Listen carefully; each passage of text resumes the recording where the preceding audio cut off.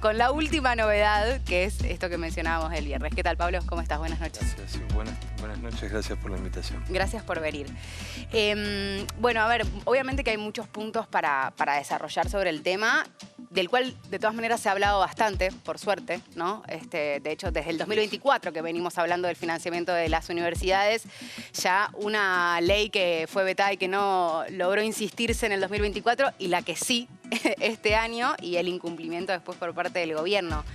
Primero, quería preguntarte cuál es la situación actual de las universidades y qué es lo que puede pasar de aquí en adelante. La situación es exactamente igual de lo que venimos viviendo en estos últimos 2 años. Cada día y cada mes empeora más porque cada vez el desfinanciamiento es mayor. Sobre todo tenemos el enorme problema de la situación salarial de nuestros docentes y no docentes, que en términos reales llevan una pérdida del 30% de sus salarios en estos últimos 2 años. Eso hace que, digamos, que la mayoría, yo soy de la Facultad de Farmacia y Bioquímica, y en la Facultad de Farmacia y Bioquímica hay muchos laboratorios de investigación, mucho personal de dedicación exclusiva.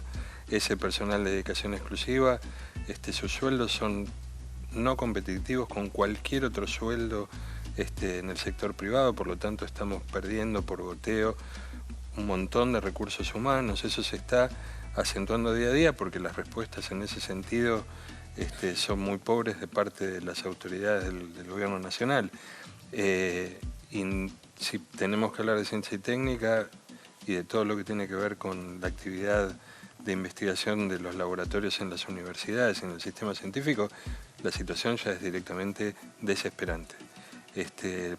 Sobre todo porque últimamente también hubo decisiones que derogaron llamados a subsidios de investigación, que eran básicamente la moneda corriente con la cual el sistema científico podía solventar su día a día, ¿sí? Entonces la situación ahora es así, es muy lamentable, desesperante en algunos casos y con mucha pérdida o con gente que reduce sus dedicaciones. Entonces, o que tiene otros trabajos. Exacto, también, claro. Para intentar llegar a fin de mes. Sí, obvio, ¿no? claro, el pluriempleo, incluso teniendo un empleo registrado. Exacto. Así que esa es un poco la situación. Estábamos todavía no perdemos las esperanzas con respecto a la ley del financiamiento universitario, por el hecho de que no pudo derogarse la ley, y no solo eso, sino que de los varios amparos que presentaron la Universidad de Buenos Aires o el Consejo Interuniversitario Nacional, un juez dio lugar al amparo presentado por el CIN, así que estamos esperando que eso siga su curso, simplemente para que el Poder Ejecutivo haga lo que tiene que hacer, que es cumplir con la ley. La medida cautelar tiene que ver con que básicamente el gobierno cumpla con la ley de financiamiento universitario, que al mismo tiempo se contradice con lo que dice el presupuesto nacional, ¿no? Ahí hay, digamos, un tema de números, pero Exacto. hay una contradicción. Exacto, sí, porque además si uno ve el presupuesto destinado a la educación superior, tiene una caída con respecto al año pasado alrededor del 7%, y no prevé ajustes por inflación. Nosotros estamos esperando de alguna manera que esto progrese para que haya alguna recuperación de los salarios de los docentes y los no docentes, y además que haya también una actualización de los gastos de funcionamiento y sobre todo las universidades que tienen hospitales universitarios, de la función salud, para solventar también los gastos de esos hospitales que también son centros de formación. Ahora, yo pensaba, ¿no? Aquello que, como yo, que me nos gusta la historia, pensaba que cuando se crean esas primeras universidades en el Renacimiento, los libros eran escasos y hacer un libro era carísimo y una universidad podía tener 2 libros, ¿no? Cada libro valía como una hacienda. ¿Y dónde iban los alumnos? Los alumnos iban donde había una universidad que tenga algún libro, ¿no? Por lo menos. Es decir, iban a donde estaba el recurso. Si nosotros le quitamos el recurso a la universidad, la vaciamos de contenido, por más que tengamos los mejores docentes. Es realmente inexplicable que un gobierno que piensa en un sistema moderno y demás no piense como algo moderno apostar a la educación. Es muy paradójico todo, y es muy paradójico sobre todo cuando uno piensa que estamos en un mundo extremadamente competitivo, no darle herramientas a la sociedad para que se pueda formar, para que pueda generar conocimiento, porque además el problema mayor que vamos a tener, y que ya lo estamos empezando a ver, es que los recursos humanos que estamos perdiendo tardan mucho tiempo en recuperarse. Entonces eso va a impactar en el número en la oferta de las comisiones que tiene una materia, cuando se dicta, la cantidad de docentes disponibles para un determinado grupo de alumnos. Entonces todo eso ya lo vamos a empezar a ver muy pronto, porque hasta ahora, digamos, la perspectiva y desde las universidades lo que siempre quisimos es mantener la excelencia académica. Pero en estas condiciones en las cuales perdemos docentes, no podemos formar nuevos, va a ser muy difícil y rápidamente se va a ver. De hecho, cuando uno veía los famosos rankings a lo largo de estos últimos años, ve que hay una pequeña caída, e incluso esos rankings que, bueno, uno puede estar de acuerdo, no puede estar de acuerdo, pero señalan esto, ¿no? Que la falta de inversión hace que se pierda producción científica, y se pierda calidad en los docentes. ¿Ya hay estadísticas actualizadas sobre cuánto personal se perdió durante estos últimos 2 años? Nosotros teníamos un registro en la Facultad de Farmacia y Bioquímica y perdimos o bajaron de dedicación, sí, digamos, esto que decíamos, ¿no? Docentes que se tienen que dedicar al pluriempleo, un número cercano a los 100 docentes. Lo que para nosotros es una catástrofe, pero más o menos esos números son los números que impactan sobre todo más en estas facultades donde hay mayor personal de dedicación exclusiva. Ahora, una facultad como farmacia o bioquímica, ¿tienen relación con empresas farmacéuticas que hagan convenios, que hagan investigación para ellos? ¿Hay forma de buscar otro financiamiento mientras tanto? A ver, eso es lo que estamos haciendo todo el tiempo, y también aliarnos con universidades internacionales. Eso lo buscamos y lo intentamos hacer todo el tiempo. Lo que pasa es que las asociaciones no se crean o no se fomentan o no se trabajan de un día para el otro. Claro. Entonces, si bien nosotros tenemos muchas vinculaciones con la industria farmacéutica, por ejemplo, nuestros alumnos son recibidos en esas empresas para que puedan hacer pasantías profesionales y todo por el estilo, es más difícil llevar una alianza que tenga que ver con la investigación. Claro. Y además se pierde un poco todo lo que es la base de la investigación básica. Claro. ¿No? Sí.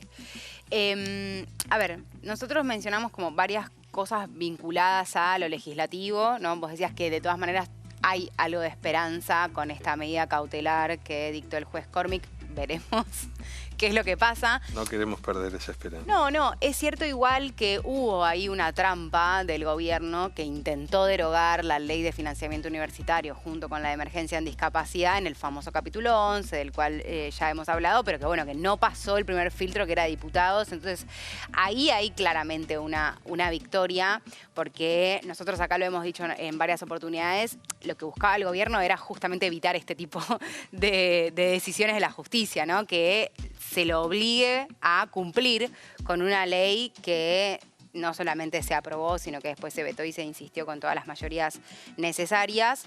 Eso, digamos, corre como por un lado. Ahora, por el otro también entiendo que si la situación no cambia con este escenario que vos planteabas, y que, de hecho, a ver, va a haber una pérdida en 2026 respecto de este mismo año. O sea, si además contamos la del 2024, es decir, es muy grande la pérdida que hay. Por lo que leí, hay algunos sindicatos que dicen que si la situación no cambia, podría correr el riesgo el inicio de clases. Entiendo que falta mucho, pero no sé si eso es lo que ves vos también. Y evidentemente, si no hay ningún tipo de respuesta, vamos a un escenario de conflictividad. Eso está claro, digamos, porque nosotros de alguna manera la voz la tenemos que, nos tenemos que expresar. Obviamente que siempre queremos expresarnos y todo con las aulas llenas de alumnos, pero llega un momento, digamos, y eso en realidad es un poco responsabilidad de las gremiales docentes y no docentes, y nosotros, yo como afiliado a una de ellas, acato, digamos, lo que ellos dicen, pero yo, si esto no cambia, seguramente iremos a un escenario de conflictividad para el comienzo de clases del año que viene, que esperemos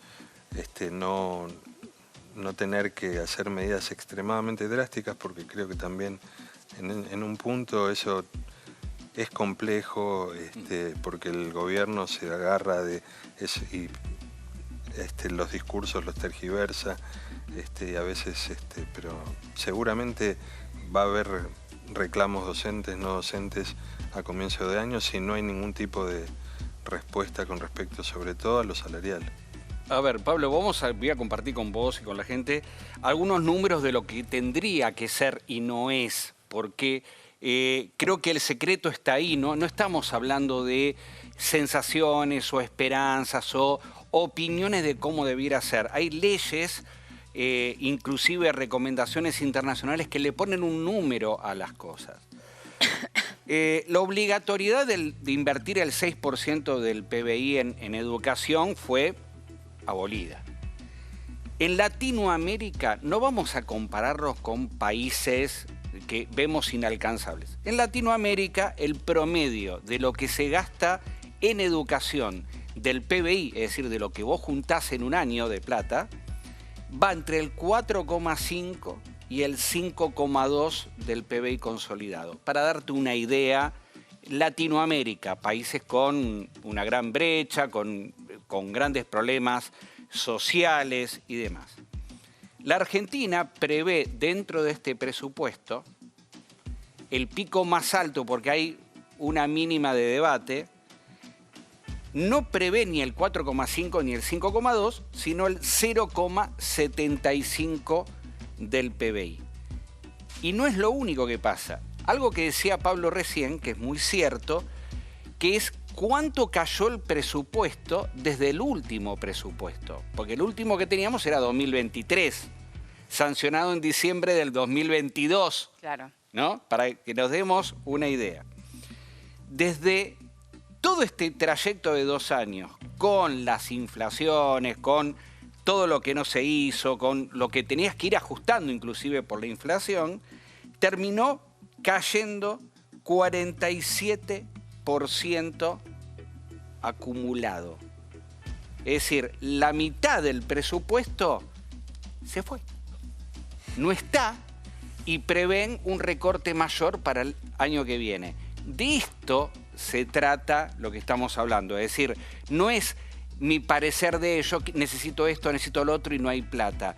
Es directamente hacer de cuenta que esto no está prácticamente. Es un hecho gravísimo, ¿no? Sí, sí, absolutamente.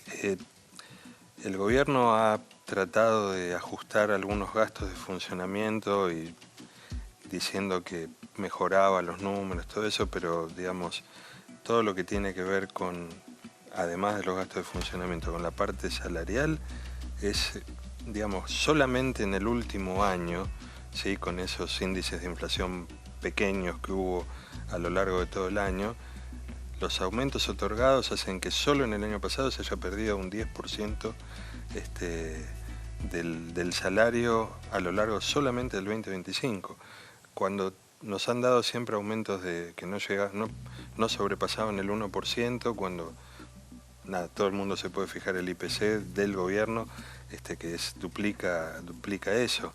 Y además, muchas de las cosas, por ejemplo, los insumos que uno necesita para los laboratorios, para dictar clases, todo eso también, siempre los aumentos que conllevan esas cosas van siempre por encima de la inflación promedio.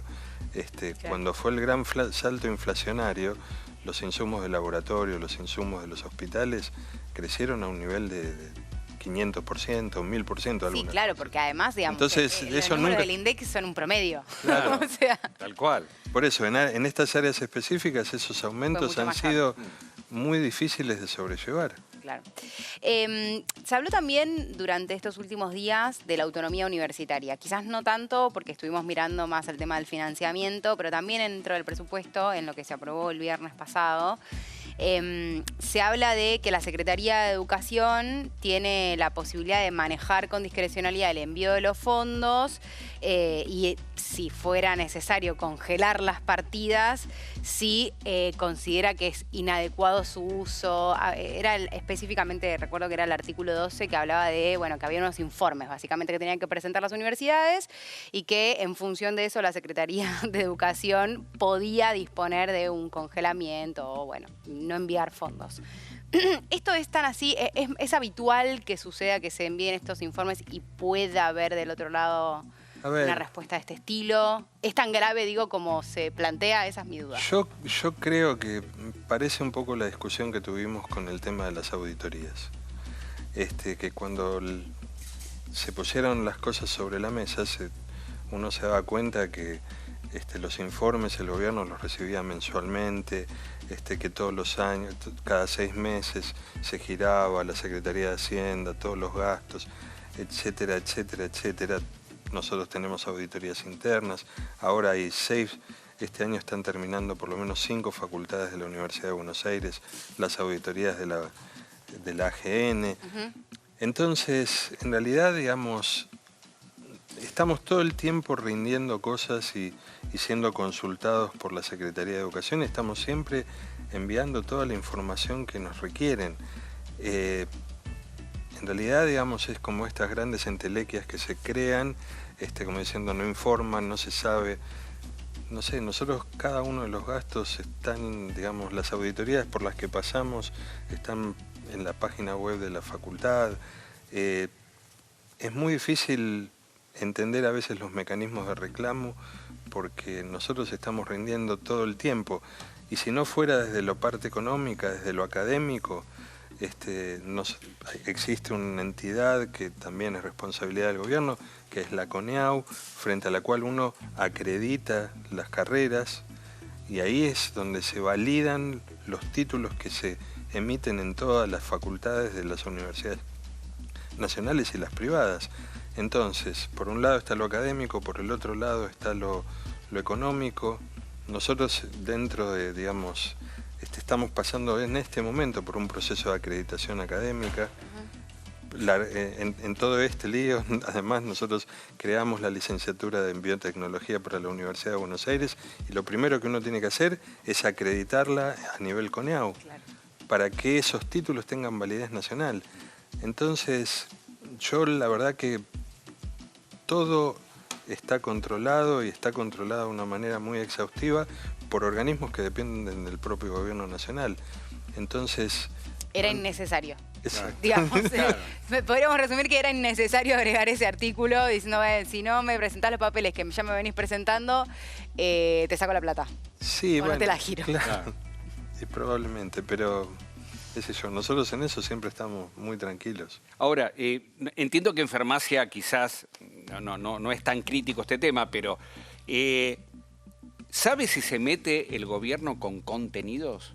Si han metido presión a las facultades con tema de contenidos, con charlas con otros decanos y rectores de universidad. En el ámbito de la Universidad de Buenos Aires, no, la Universidad de Buenos Aires es autónoma. De hecho, digamos, toda esta cuestión es un ámbito absolutamente plural. Si uno puede hablar con los 13 decanos de las 13 facultades, todos tienen distintas extracciones políticas. Yo no he escuchado ningún decano que dijera que se le estaban metiendo con sus contenidos. Quizás algún otro tipo de presión, pero dentro de la universidad hay libertad de cátedra y así como a veces se critican unas cosas, se critican otras porque la Universidad de Buenos Aires, claro, es absolutamente plural. Claro. Pablo, muchísimas gracias por haber venido, por haber compartido toda esta información con nosotros. Gracias. Pablo Evelson, decano de la Universidad de Buenos Aires, de la Facultad de Farmacia y Bioquímica, para graficarnos un poquito más de fondo de lo que viene pasando en el sector universitario.